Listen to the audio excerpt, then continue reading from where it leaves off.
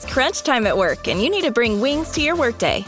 Visit redbull.com/gettingitdone and answer a couple questions about your work style to get a Spotify customized playlist tuned to your productivity. Plus, score a can of Red Bull on us while you go from to-do to done. And remember, Red Bull gives you wings. Supplies are limited. Terms apply. Visit the website for more information.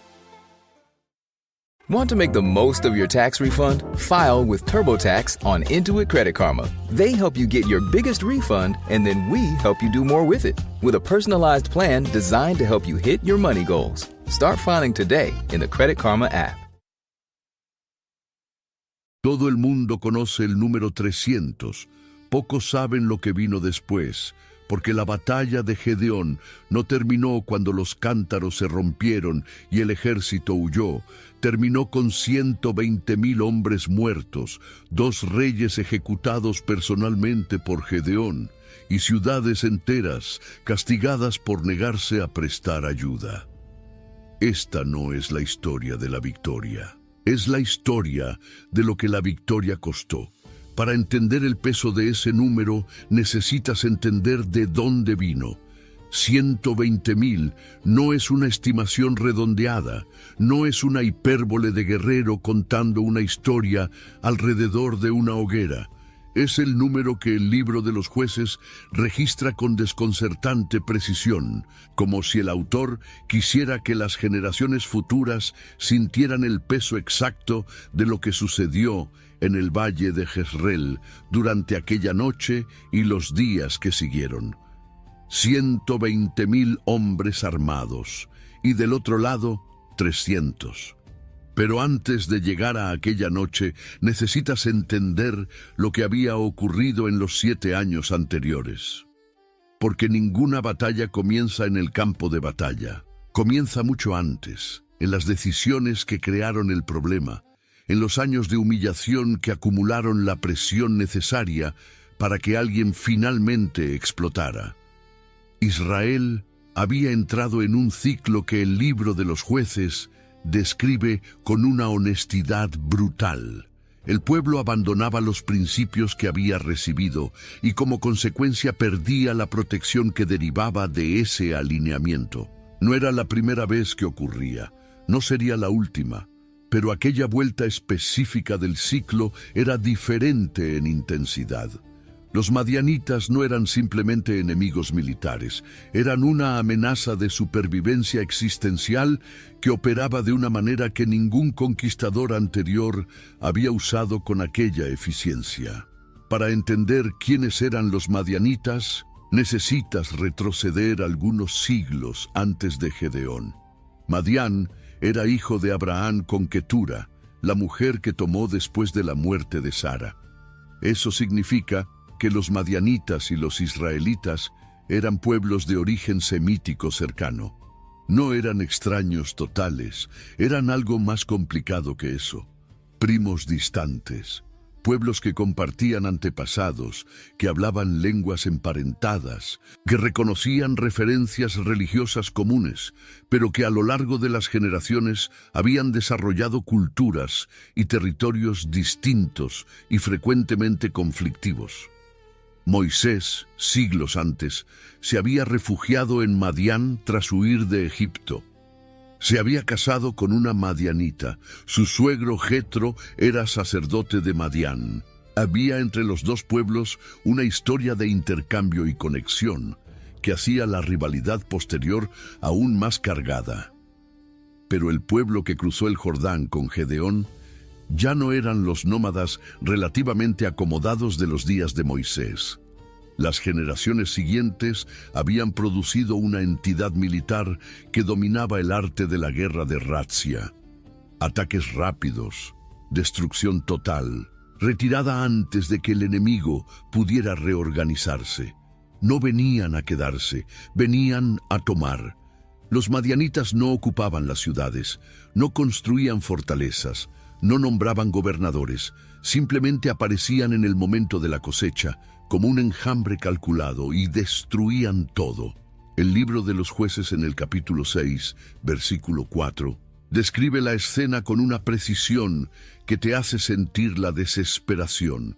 acampaban contra Israel y destruían los productos de la tierra hasta llegar a Gaza, sin dejar sustento alguno en Israel, ni oveja, ni buey, ni asno, nada.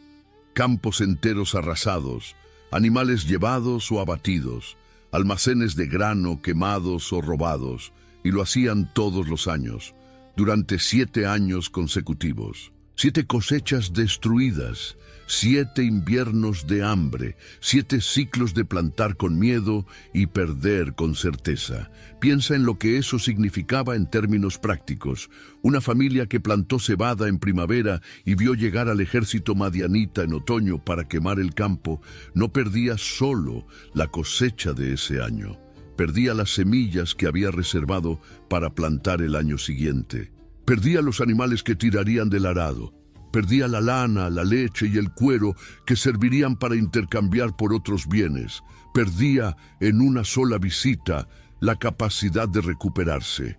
Y si eso ocurría el segundo año, y el tercero, y el cuarto, no estabas ante una crisis, estabas ante un colapso estructural. Los niños que nacieron en el primer año de opresión tenían 6 años cuando Gedeón fue llamado. Nunca habían visto una cosecha completa. Nunca habían dormido sin el miedo de que los hombres con camellos llegarían por la mañana. La palabra que el texto usa para describir a los israelitas en ese período es empobrecidos. No solo con hambre, sino estructuralmente debilitados. La población se había dispersado por las cavernas en las montañas, escondida en las grietas de las rocas, refugiada en los lugares altos, inaccesibles, donde las manadas de camellos madianitas no podían subir, porque eso era otra cosa que hacía diferentes a los madianitas. Viajaban con camellos, y los amalecitas aliados también. El texto dice que eran como langostas en multitud, y que sus camellos eran incontables como la arena de la orilla del mar. Eso no es poesía, es una descripción de movilidad logística que los israelitas simplemente no podían combatir con los métodos tradicionales. Los camellos cambiaban el cálculo de la guerra de una manera que no es inmediatamente obvia para quien piensa en ellos solo como animales de carga lentos. Un camello adulto carga aproximadamente 250 kilogramos y puede mantener un paso de trote durante horas sin agua, en terreno árido, en un recorrido que agotaría caballos en un día. Un camello llegaba en condiciones de combate. Eso significaba que las fuerzas madianitas podían recorrer distancias que los israelitas, que operaban principalmente con infantería, simplemente no podían cubrir en persecución o interceptación. Cuando tienes 135,000 hombres montados en camellos, no necesitas estrategia elaborada, solo necesitas aparecer. Es dentro de ese contexto donde encuentras a Gedeón. Y el detalle del encuentro inicial es uno de esos momentos en que la narrativa bíblica comprime un mundo entero en una sola imagen. Estaba en un lagar, trillando trigo. Eso parece trivial hasta que entiendes lo que significa. El lugar natural para trillar trigo era la era, un espacio abierto, elevado, donde el viento ayudaba a separar el grano de la paja. Todo el mundo trillaba trigo en la era. Así funcionaba. Pero si trillabas trigo en la era en ese período, los madianitas lo verían, y vendrían, y se lo llevarían todo. Entonces Gedeón estaba en un lagar, un pozo cerrado, excavado en la roca, usado normalmente para pisar uvas, húmedo, bajo, oscuro, sin viento para separar el grano. Era el método más ineficiente posible de procesar trigo. Pero era el único lugar donde podía trabajar sin ser visto. Aquel hombre trillando trigo a escondidas en un lagar era lo que quedaba de la nación que había cruzado el Jordán décadas antes con la promesa de tomar la tierra. Y es en ese momento, en aquel pozo oscuro, cuando el mensajero aparece y pronuncia una de las frases más cargadas de ironía del texto bíblico. El Señor está contigo, varón esforzado. Varón esforzado. El hombre que estaba escondiéndose dentro de un pozo. Gedeón no acepta el elogio. Su respuesta es una de las más honestas y directas registradas en cualquier diálogo bíblico. No dice amén ni inclina la cabeza. Pregunta, si el Señor está con nosotros, ¿por qué nos ha sobrevenido todo esto? ¿Dónde están todas sus maravillas que nuestros padres nos contaron? Ahora el Señor nos ha abandonado y nos ha entregado en manos de los madianitas. La frase de alguien que creció escuchando historias de poder y milagros y que ahora está escondido en un hoyo. Pero lo que viene a continuación en la narrativa no es consuelo, es comisión. Ve con esta tu fuerza y libra a Israel de la mano de los madianitas. No te envío yo. Y aquí comienza un proceso que durará días antes de que ocurra cualquier batalla. El proceso de un hombre que necesita ser convencido de que lo que se le pide es posible. Gedeón pide señales, no una, varias. El vellón mojado por la mañana, el suelo seco a su alrededor. Después lo contrario, el vellón seco, el suelo mojado. El texto registra esto sin ningún juicio sobre la fe de Gedeón. Solo la secuencia de eventos y las señales ocurren exactamente como fueron pedidas. Pero antes de las señales con el vellón, Gedeón ya había hecho algo que le costó valor real e inmediato, no abstracto.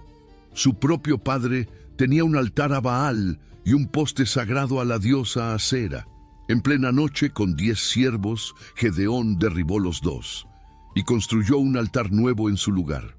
Por la mañana, los hombres de la ciudad descubrieron lo que había ocurrido y fueron a buscar a Gedeón para matarlo. Fueron hasta su padre Joás, exigiendo que entregara al hijo, y el padre defendió al hijo con un argumento que quedó registrado en la historia. Si Baal es Dios, que abogue por sí mismo. Aquella mañana, antes de cualquier batalla con los madianitas, Gedeón ya había sobrevivido a un juicio popular que podría haber terminado con su muerte, y ganó el apodo de Jerobal, que Baal abogue contra él. El nombre que cargaría por el resto de su vida era un recordatorio de que había derribado el altar y seguía vivo. Después de las señales con el vellón, los madianitas y sus aliados cruzaron el Jordán y acamparon en el valle de Jezreel. El texto dice que eran 135,000. Ese es el número total de las fuerzas coaligadas. Más adelante, cuando Gedeón ya está en persecución después de la batalla, el texto especifica que 120,000 habían caído.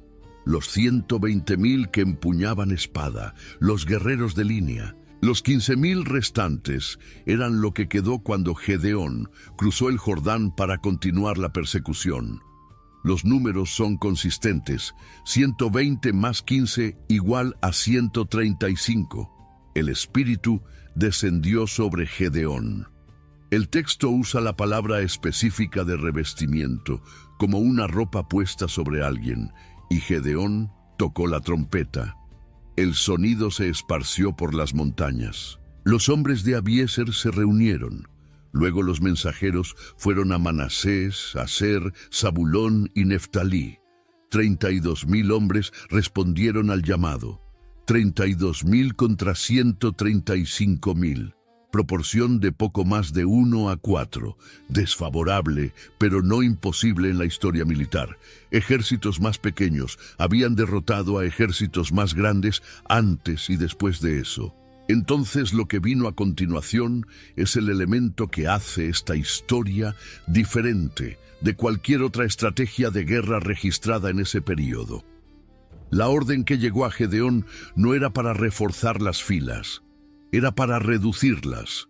El pueblo que está contigo es mucho, para que yo entregue a los madianitas en su mano. Aquella instrucción existe porque la victoria con 32,000 hombres sería atribuida a los 32,000 hombres. Y la lección que aquella batalla debía enseñar a la historia no podía coexistir con esa interpretación. La primera reducción fue simple. El que tema y se estremezca, que se vuelva. 22.000 hombres dieron la vuelta y se fueron. 2/3 del ejército. De 32.000 a 10.000. La proporción contra los madianitas era ahora de 1 a 13,5. Cualquier general experimentado reconocería eso como suicidio. Pero los 10.000 todavía eran demasiados. La segunda reducción fue la más extraña.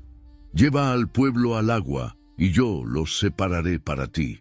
Y la separación fue hecha por un criterio que, en la superficie, parece aleatorio hasta el punto de ser perturbador. A los que lamieren las aguas con su lengua, como lame el perro, a esos los pondrás aparte, y a los que se arrodillaren para beber de este otro lado. 300 hombres lamieron, llevando el agua con la mano a la boca. 9.700 se arrodillaron, los 300 se quedaron, los 9.700 se fueron. Generaciones de intérpretes intentaron encontrar el significado del criterio. Algunos dijeron que los que lamieron agua con la mano permanecieron más alertas, con los ojos en el horizonte, en postura de combate incluso mientras bebían.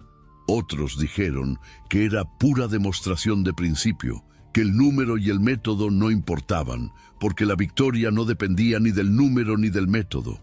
El propio texto no explica el criterio. Solo registra que fue usado y que después de la reducción el número era 300. Piensa un momento en lo que aquellos 300 hombres sintieron cuando vieron irse a los 9.700. No había manera de interpretar aquello como un fortalecimiento de las filas. No había forma de mirar el campamento madianita en el valle, 135.000 hombres, con sus camellos, con sus estandartes, con su ruido que debía llegar hasta las montañas, y sentir que el lado propio estaba haciéndose más fuerte. Lo que estaba ocurriendo era, objetivamente, la reducción de un ejército ya en desventaja a una proporción que no tenía nombre en ningún manual de guerra. 1 a 450, aproximadamente, y aquellos 300 hombres se quedaron. El texto no registra ninguna queja, ninguna petición de explicación, ninguna deserción adicional después de que vieran el tamaño de lo que quedaba. Se quedaron, cada uno con su trompeta, cada uno con su cántaro, cada uno con su antorcha. 300 hombres, 135.000 al otro lado del valle. Aquella noche, antes de la batalla, ocurrió algo que el texto registra con una cuidadosa atención al estado psicológico de Gedeón. La instrucción fue bajar al campamento madianita y había una cláusula. Si tienes miedo de bajar, baja tú con Fura tu criado y oirás lo que hablan, y entonces tus manos se esforzarán. Gedeón bajó con Fura. Lo que los dos oyeron fue un soldado madianita contándole un sueño a otro. Soñé que un pan de cebada rodaba hasta el campamento de Madián, y llegó hasta la tienda, y la golpeó de tal manera que cayó, y la trastornó de arriba abajo. El compañero respondió inmediatamente: esto no es otra cosa sino la espada de Gedeón, hijo de Joás. Un pan de cebada. La cebada era el grano más humilde, más barato, el alimento de los pobres. La imagen del sueño no era un guerrero imponente, no era una espada reluciente, no era un ejército. Era un pan de cebada rodando solo hasta derribar una tienda de guerra. Y los madianitas, al escuchar el sueño, lo asociaron inmediatamente con el enemigo al que estaban a punto de enfrentarse. Gedeón oyó aquello y adoró. Luego volvió al campamento de Israel y dio la orden: levantaos, porque Jehová ha entregado el campamento de Madián en vuestras manos. La estrategia que Gedeón montó para aquella noche no tenía precedente en ningún manual de guerra. Cada uno de los 300 hombres recibió una trompeta, un cántaro vacío y una antorcha dentro del cántaro. 3 columnas de 100 hombres cada una fueron posicionadas alrededor del campamento. A las 11 de la noche, aproximadamente a la hora en que la guardia acababa de ser relevada, el momento en que los guardias salientes ya se estaban retirando y los nuevos todavía se estaban ajustando, Gedeón dio la señal. Para entender por qué se eligió la hora del relevo de guardia, necesitas entender cómo funcionaba la vigilancia nocturna en un campamento militar de aquella época. Los turnos de guardia se dividían en periodos de aproximadamente 4 horas. Al inicio de cada turno, había un periodo de transición en que el soldado recién despertado todavía estaba orientando sus ojos a la oscuridad, todavía ajustando el oído al nuevo entorno, todavía calibrando lo que era normal y lo que era amenaza. Era el momento de mayor vulnerabilidad perceptiva de todo el turno. Gedeón eligió exactamente ese momento, no por accidente. 300 cántaros se rompieron al mismo tiempo. El sonido de losa de barro explotando contra piedras en el silencio de la noche era diferente de cualquier otro sonido que un campamento esperaría oír en ese momento. Las antorchas, antes escondidas dentro de los cántaros, fueron levantadas. 300 puntos de fuego alrededor del campamento y 300 trompetas sonaron juntas, seguidas del grito: «Por Jehová y por Gedeón». Piensa en lo que ese sonido significaba para quien estaba dentro del campamento. 300 puntos de luz alrededor de un campamento de 135,000 hombres. Matemáticamente, era una cobertura mínima, un punto de fuego por cada 450 hombres. Pero en la oscuridad, sin contexto, sin referencia de profundidad, sin saber cuántos hombres había detrás de cada antorcha, la percepción era de cerco total. La mente humana bajo pánico no calcula proporciones. Registra presencia alrededor e interpreta como amenaza alrededor. Lo que sucedió a continuación dentro del campamento madianita era precisamente lo que Gedeón había calculado, o lo que había sido calculado por quien lo había instruido. El ejército despertó con el caos total. Puntos de fuego en todos los ángulos. Sonido de rotura, sonido de metal, gritos coordinados. En la oscuridad, con sonidos provenientes de todos lados, la lógica de defensa colectiva de un soldado despertado abruptamente es simple. Si hay enemigo alrededor, entonces cualquier figura que no reconozco inmediatamente como mi compañero es enemigo. El texto de Jueces 7, versículo 22, es económico y aterrador, y los 300 tocaron las bocinas, y Jehová puso la espada de cada uno contra su compañero por todo el campamento. El campamento huyó hasta Betzita, en dirección a Serera, y hasta la orilla de Abel Mehola, en Tabat. SpringFest is heating up at Lowe's, and for a limited time, we have the extra big deals you need to impress guests. Get your outdoor space ready and save $50 on a select Cobalt 24-volt blower kit, now $79. Plus, save $80 on a Charbroil Performance 4-burner grill, now $199. It's springtime, and our best lineup is here at Lowe's. Valid through 4/13. While supplies last, selection varies by location. El ejército madianita se destruyó desde adentro. 135,000 hombres, despertados de sobresalto en la oscuridad, rodeados de fuego y sonido por todos lados, comenzaron a matarse entre sí. La palabra que el texto usa en hebreo para describir lo que el Señor hizo es bastante precisa. Puso la espada de cada uno contra su hermano. En la oscuridad, con uniformes similares, con dialectos que se mezclaban, con el pánico que disuelve la capacidad de reconocimiento facial y sonoro.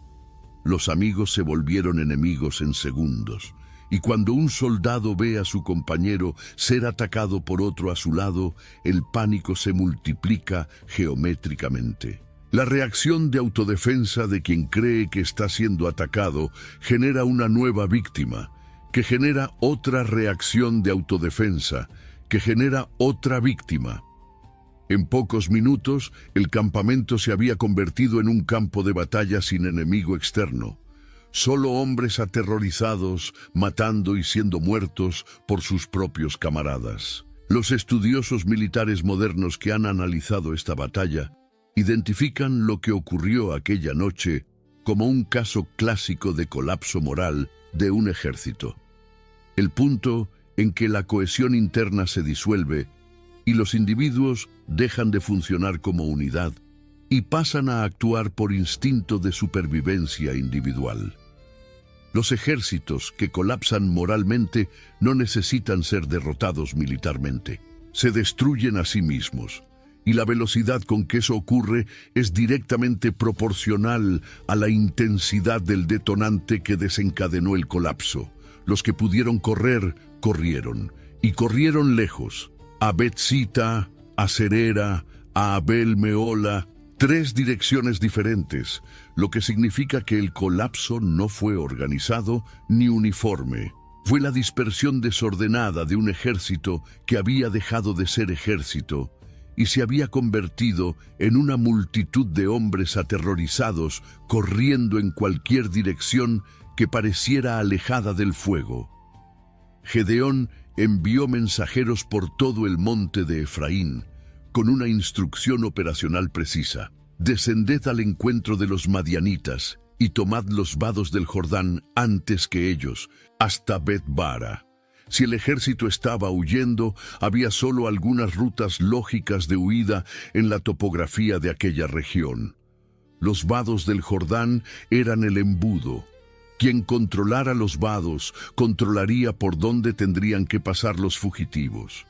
Los efraimitas bajaron y tomaron los vados, y fue allí, en los vados del Jordán, donde capturaron a 2 de los príncipes madianitas, Oreb y Zeb.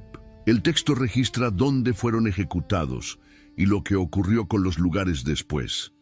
El lugar donde Oreb fue muerto se llamó desde entonces Peña de Oreb. El lugar donde Zeb fue muerto se llamó Lagar de Zeb. 2 topónimos geográficos nacieron ese día, grabados en la tierra como memoria de ejecución. Las cabezas de los 2 príncipes fueron llevadas a Gedeón al otro lado del Jordán. Esa era la prueba de muerte, el trofeo de confirmación, el protocolo militar de la época para documentar la eliminación de un comandante enemigo. Gedeón estaba al otro lado del Jordán porque la persecución había continuado. No se había detenido con la huida del campamento. Había cruzado el río, pero antes de registrar lo que ocurrió al otro lado del Jordán, el texto se detiene para registrar un conflicto que podría haber destruido toda la campaña antes de que terminara. Los hombres de Efraín vinieron a Gedeón con una queja formal. ¿Qué es esto que has hecho con nosotros, no llamándonos cuando ibas a pelear con los madianitas? Y le reconvinieron fuertemente. Efraín era una de las tribus más poderosas y numerosas de Israel. Sentirse excluido de la convocatoria inicial era una afrenta al estatus tribal, al prestigio colectivo, al recuento de gloria y botín que una victoria significativa producía. Eso no era una queja de vanidad. Era política de supervivencia en un sistema donde tu prestigio dependía directamente de cuánto habías contribuido a la victoria colectiva. La respuesta de Gedeón es uno de los momentos políticamente más sofisticados registrados en el período de los jueces. No replicó, no señaló que Efraín había llegado demasiado tarde para la batalla principal. No mencionó que los 300 habían hecho el trabajo con recursos mínimos mientras Efraín dormía. Dijo, ¿qué he hecho yo ahora comparado con vosotros? ¿No es el rebusco de Efraín mejor que la vendimia de Abiezer? Dios entregó en vuestras manos a los príncipes de Madián, Oreb y Zeb. ¿Qué pude yo hacer comparado con vosotros? La metáfora era precisa. La vendimia de Abiezer, la cosecha del clan de Gedeón, había sido el trabajo duro de la batalla nocturna. El rebusco de Efraín, la recolección de los racimos que quedan después de la vendimia, había sido la captura de los vados y la ejecución de los príncipes. Gedeón dijo que el rebusco de Efraín era mayor que la cosecha de Abiezer. Era factualmente falso y todos en la conversación lo sabían, pero era políticamente necesario y el efecto fue inmediato. El espíritu de ellos se aplacó cuando les respondió de esta manera: La crisis tribal fue neutralizada, y entonces Gedeón continuó la persecución al otro lado del Jordán con sus 300 hombres. Estaban fatigados, pero seguían persiguiendo. El texto usa esa descripción, fatigados, pero persiguiendo, como si quisiera que sintieras el peso físico de aquel momento. No era la adrenalina de la batalla nocturna, era el trabajo persistente de la mañana siguiente, con hombres agotados que todavía tenían 2 reyes que capturar. El ejército llegó a Sucot, y aquí comienza una parte de la historia de Gedeón que los resúmenes populares generalmente omiten porque resulta incómoda. Gedeón pidió pan para los hombres que lo seguían. Estaban fatigados. La lógica era simple. Los soldados agotados necesitan alimento para continuar. La negativa sería más que un inconveniente logístico. Sería una falla de solidaridad en una campaña que beneficiaría a toda la región. Los líderes de Sucot se negaron. La respuesta fue sarcástica. ¿Están ya las manos de Seba y Salmuna en tu poder para que demos pan a tu ejército? En otras palabras, todavía no has terminado el trabajo. Los reyes siguen vivos.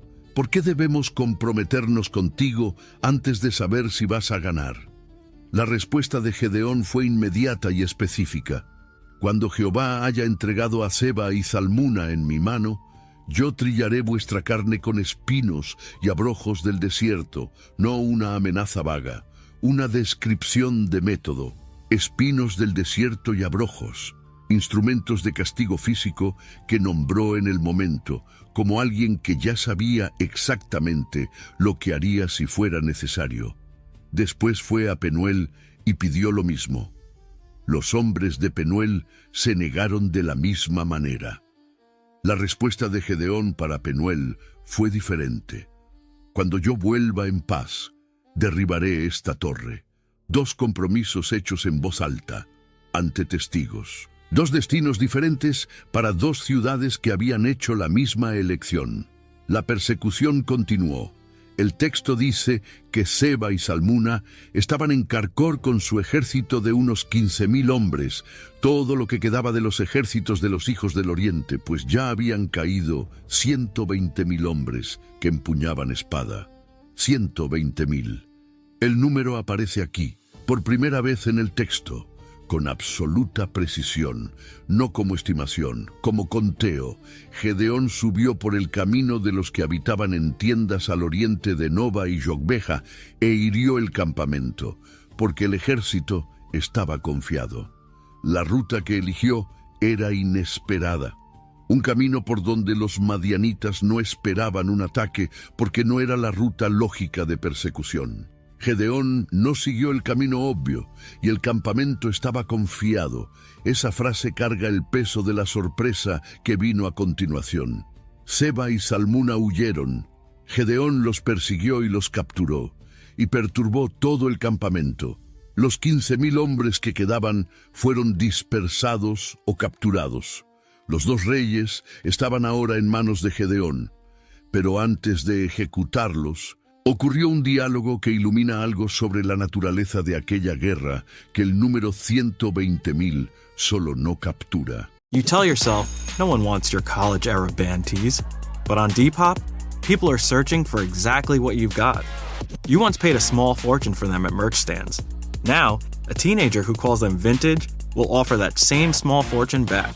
Sell them easily on Depop. Just snap a few photos and we'll take care of the rest. Who knew your questionable music taste would be a money-making machine? Your style can make you cash. Start selling on Depop, where taste recognizes taste. Gedeón preguntó a Seba y Salmuna cómo eran los hombres que habían matado en Tabor. Y la respuesta de los 2 reyes fue: eran como tú, cada uno parecido a hijos de rey. Eran hombres de la familia de Gedeón, sus hermanos, hijos de su madre. El texto es claro. Si los hubierais dejado vivir, yo no os mataría.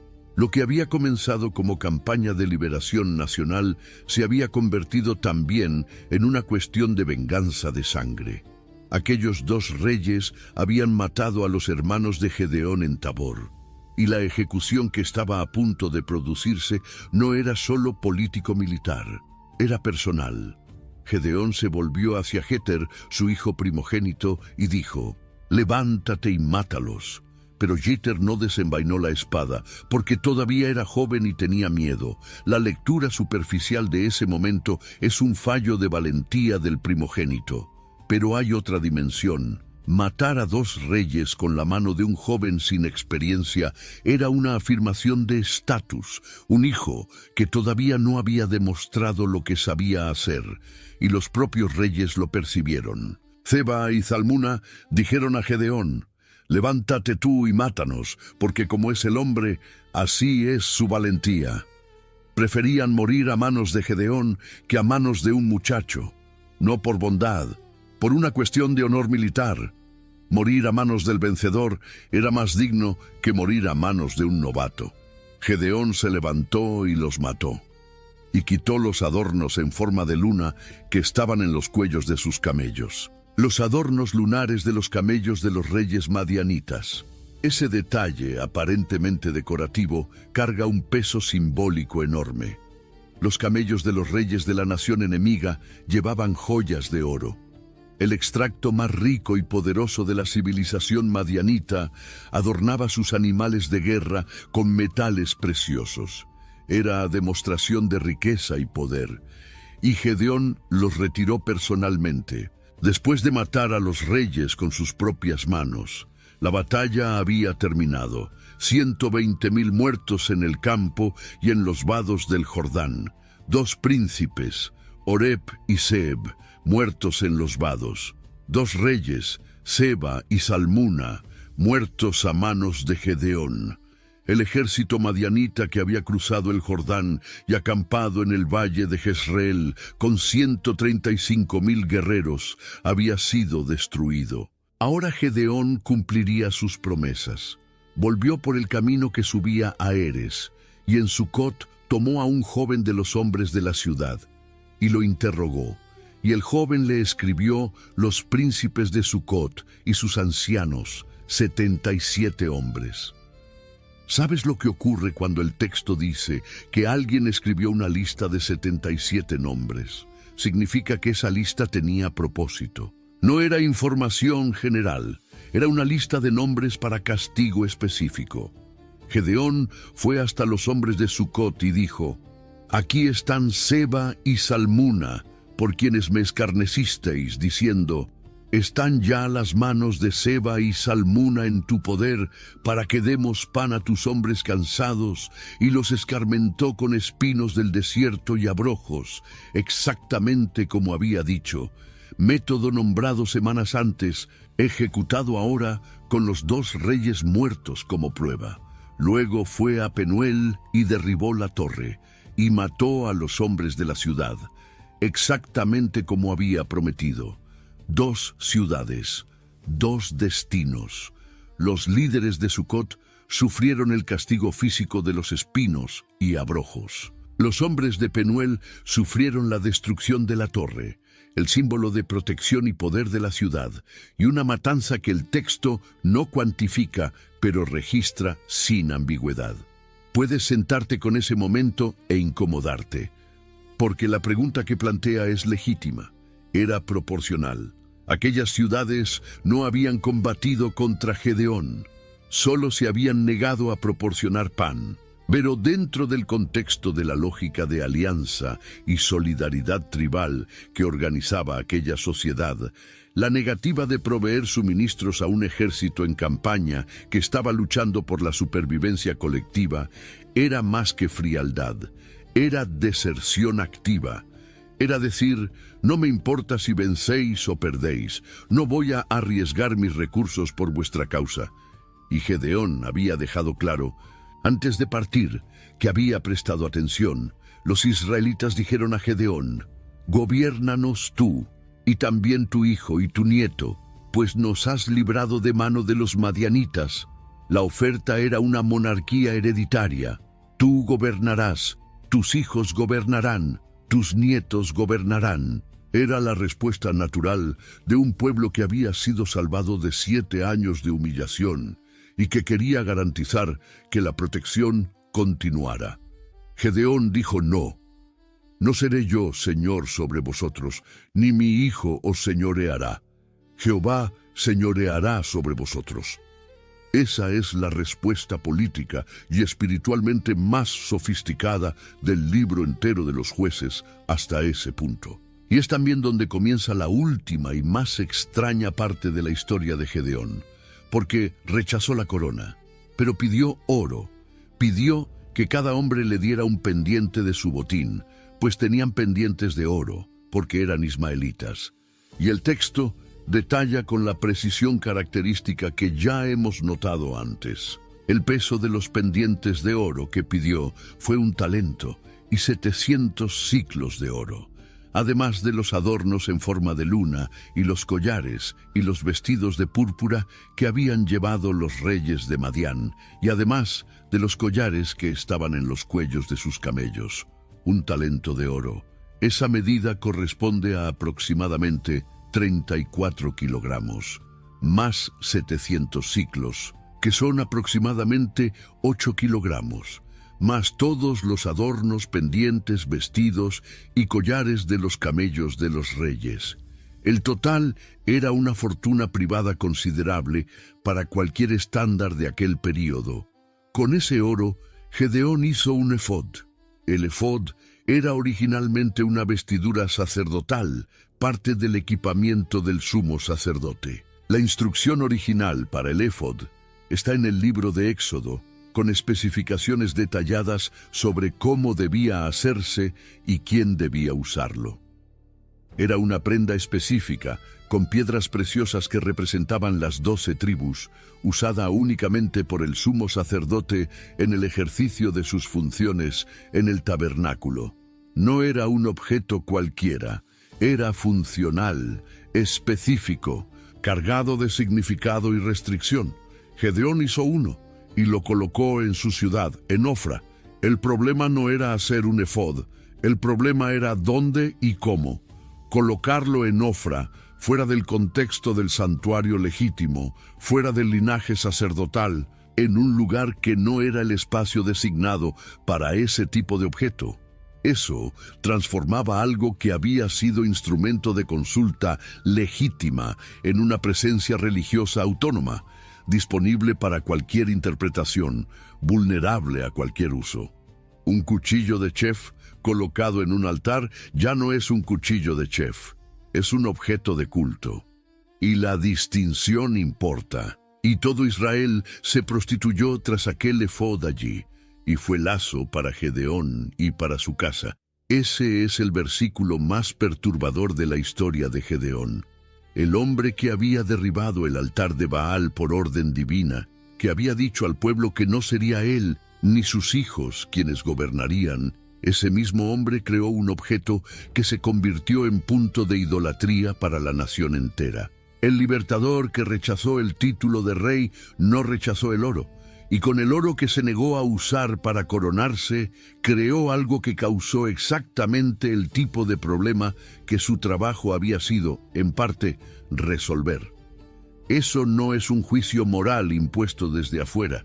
El propio texto hace el juicio. Fue lazo para Gedeón y para su casa. La palabra hebrea usada para lazo en ese pasaje es mokesh, la misma palabra usada en otros contextos para trampas de caza, para objetos que atrapan a quien se acerca sin percibir el peligro.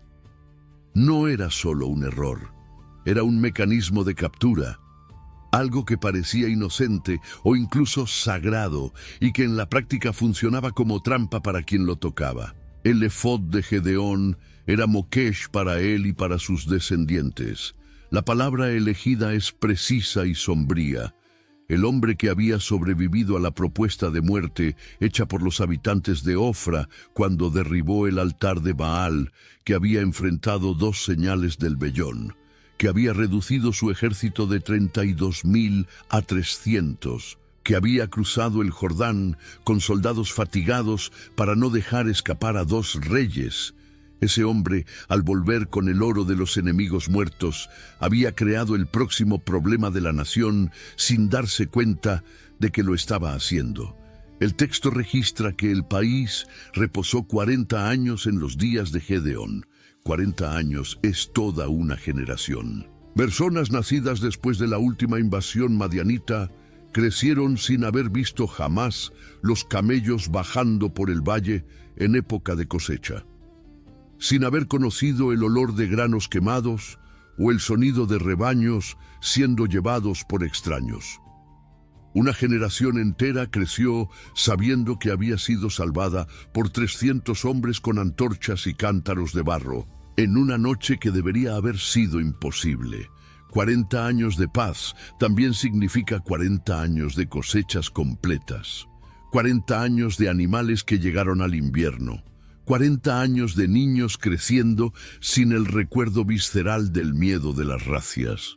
40 años en que las personas bajaban a las eras abiertas para trillar trigo sin necesitar esconder el trabajo en un lagar oscuro. El contraste con los 7 años anteriores era total, y el silencio que la batalla había creado no era solo ausencia de guerra, era la presencia de algo que aquellas personas habían casi olvidado que era posible: la normalidad. La pregunta que ese período de paz plantea, y que el texto no responde directamente, es ¿qué hizo Gedeón con esos 40 años? Había rechazado la corona. Había dicho claramente que ni él ni sus hijos después de él gobernarían. Pero tenía 70 hijos y una posición de prestigio inequívoco después de la victoria que había liderado. El texto no describe su vida cotidiana durante ese periodo.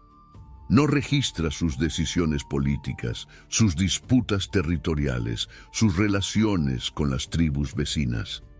Simplemente registra que el país reposó y que Gedeón siguió engendrando hijos. Gedeón tuvo 70 hijos que eran sangre de su sangre, porque tuvo muchas mujeres. Eso también está registrado sin adorno. 70 hijos. Una concubina en Siquén le dio un hijo al que llamó Abimelec. Ese nombre, Abimelec, significa «mi padre es rey». La ironía de un hombre que rechazó la corona dando a un hijo un nombre que decía que su padre era rey, es exactamente el tipo de detalle que la narrativa bíblica planta sin comentar, esperando que tú reflexiones sobre él. Abimelec creció en Siquén, hijo de una concubina, hermano por parte de padre de otros 69 hombres. En la jerarquía de una familia con 70 hijos, la posición del hijo de una concubina era estructuralmente desfavorecida, sin la legitimidad de los hijos de las esposas principales, sin el peso de nombre o herencia que acompañaba a los primogénitos de las uniones oficiales.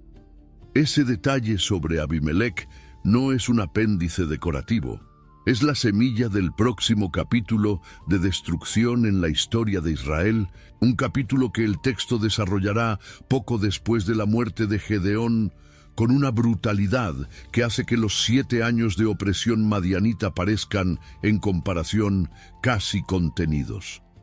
Pero esa es otra historia. Gedeón, hijo de Joás, murió en buena vejez y fue sepultado en el sepulcro de su padre Joás, en Ofra de los abieseritas. Ese era el mismo clan del que había salido. Ese era el mismo territorio donde había estado en un lagar trillando trigo a escondidas, 7 años de opresión atrás. Volvió al mismo lugar como un hombre diferente. El pueblo que había vencido en el campo, el oro que había acumulado, los 70 hijos que había engendrado, el éfod que había creado, todo eso quedó en la tierra. Con la muerte de Gedeón, el texto dice que los hijos de Israel volvieron y se prostituyeron yendo tras los Baales, y escogieron por Dios a Baal Berit, y no se acordaron de Jehová su Dios, que los había librado de todos sus enemigos en derredor. Ni hicieron misericordia con la casa de Jerobaal, Gedeón, conforme a todo el bien que él había hecho a Israel. Una generación. Ese fue el tiempo que tardó el recuerdo de la batalla en desvanecerse lo suficiente para que el ciclo recomenzara. Una generación de paz produjo una generación que no había conocido personalmente el costo de la opresión y que por eso no cargaba el recuerdo visceral que motivaba la fidelidad a lo que había liberado a sus padres. El olvido no era malicia, era el funcionamiento normal de la memoria humana cuando no se alimenta con narrativa viva, con historia repetida en voz alta, con recordación intencional de lo que había costado llegar hasta allí. 40 años de paz. Una generación entera con el silencio que la batalla de aquella noche había creado. Y cuando el hombre que había derribado el altar de Baal murió, el pueblo volvió al altar de Baal. El ciclo recomenzó, con nuevos personajes, en el mismo escenario. La historia de Gedeón no es una historia de héroe simple. Es la historia de un hombre que fue encontrado en un hoyo, que exigió prueba tras prueba antes de confiar, que comandó a 300 hombres en una batalla que debería haber sido imposible, que persiguió a un ejército de 135,000 por el desierto con soldados fatigados, que cumplió promesas de castigo hechas en voz alta, incluso cuando era más fácil no cumplirlas, que rechazó la corona, pero no rechazó el oro, que creó un problema espiritual con el mismo material con que había pagado el problema militar. 120,000 hombres cayeron en aquella campaña. 2 príncipes fueron muertos en los vados del Jordán. 2 reyes fueron muertos a manos de Gedeón personalmente. Ciudades que se negaron a ayudar fueron castigadas con método y decisión. Y después de todo eso, el libertador volvió a Ofra con suficiente oro para crear un objeto que se convertiría en lazo para toda la nación. Con la muerte de Seba y Salmuna, el ciclo de opresión madianita llegó a su fin. Por 40 años, según el relato, la tierra estuvo en paz. 40 años. Una generación entera creció sin ver a los ejércitos del desierto destruir las cosechas, sin dormir con miedo de campamentos enemigos al amanecer. Gedeón vivió para ver ese silencio, vio nacer hijos que nunca conocieron el terror. Vio campos cosechados sin que nadie viniera de noche a quemarlos. El hombre que comenzó escondiendo trigo en una prensa de uvas para no ser visto por los madianitas, terminó su vida como el padre de una nación que respiraba sin miedo.